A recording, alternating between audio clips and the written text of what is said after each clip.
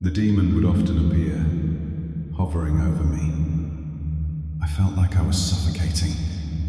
I couldn't move. I couldn't scream. It felt so real that I started believing it wasn't just a dream. I began to think it was something demonic. At one point, I even read the Bible completely, trying to find protection.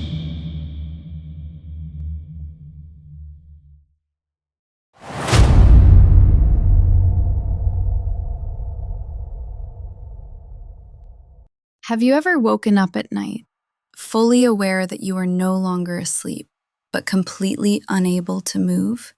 When you want to scream, but no sound comes out? When it feels like someone is in the room? When the fear is so real that you're convinced this is not just a dream? If yes, you're not going crazy, and you are not alone. Today, we're talking about a phenomenon that terrifies millions of people around the world: sleep paralysis.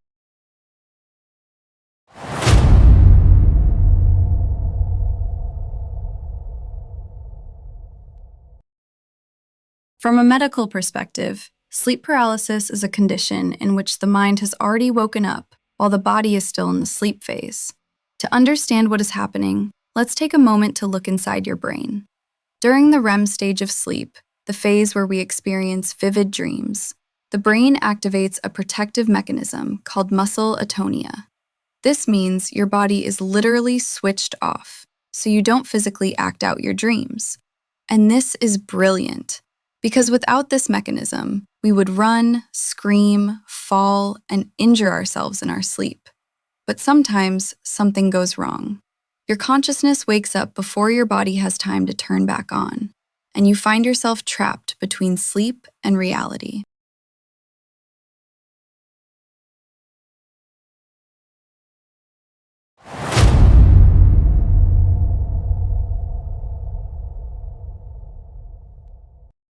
Here is where things get truly unsettling. Sleep paralysis is rarely just being unable to move. More often, it is accompanied by extremely vivid sensations. The feeling of someone being in the room, pressure on the chest, the sensation of being suffocated, visual or auditory hallucinations, and an overwhelming, unexplainable sense of fear. Why does this happen? Because part of your brain is still in the dream state, which means the dreaming continues. It's as if you are still inside a dream, but it is overlaid onto your real room. That is why many people report seeing shadows, figures, entities, or someone nearby. It's important to understand this. This is not something supernatural. It is neurophysiology. Your brain simply has not fully switched into wakefulness mode. A shadow was standing in the corner, and I heard a strange electronic voice right next to my ear. Something seemed to lift my blanket. I tried to scream, but I couldn't make a sound. I was sure there was someone in the room.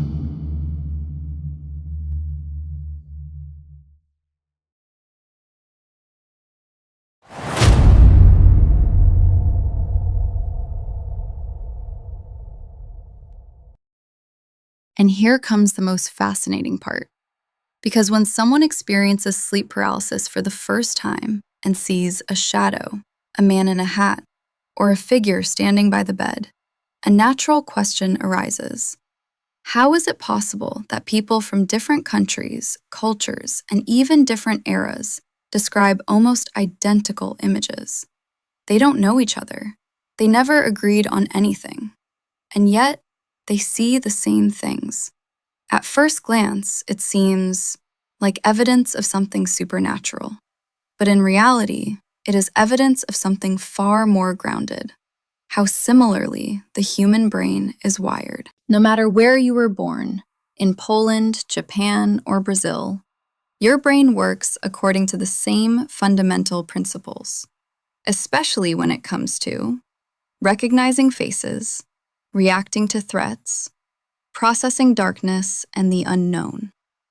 When the brain is in a state between sleep and wakefulness, It starts to reconstruct reality using internal patterns. And what are these patterns? Human silhouettes, figures in the dark, potential threats.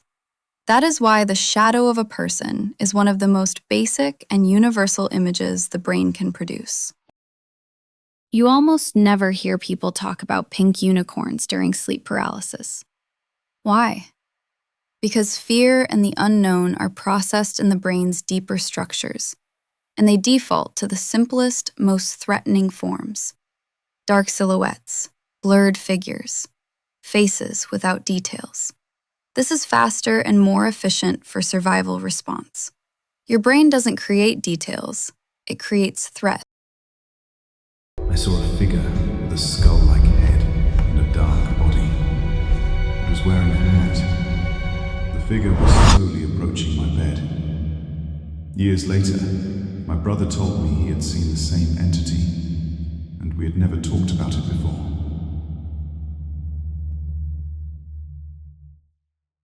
One of the most well-known images is the so-called Hat Man, a tall figure wearing a hat, standing in the corner of the room or by the bed.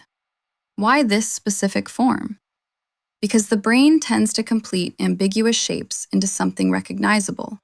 A hat is a simple visual element that instantly turns a silhouette into a person. And once one person describes it, others begin to recognize the same pattern in their own experiences. The most interesting part is this. The images are similar, but the explanations are different. In Europe, they are demons. In Japan, they are spirits. In Islamic cultures, they are jinn. In old Slavic traditions, they are house spirits or witches. So what this means is, the brain creates the same experience, and culture gives it a name. This is not just a visual image.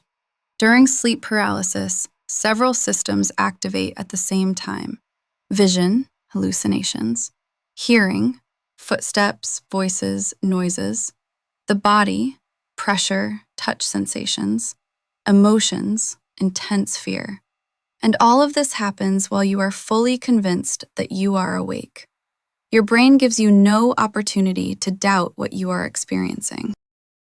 People all around the world see the same entities, not because they are real, but because we all share the same biology, the same fear mechanisms, and the same ways the brain explains the unknown.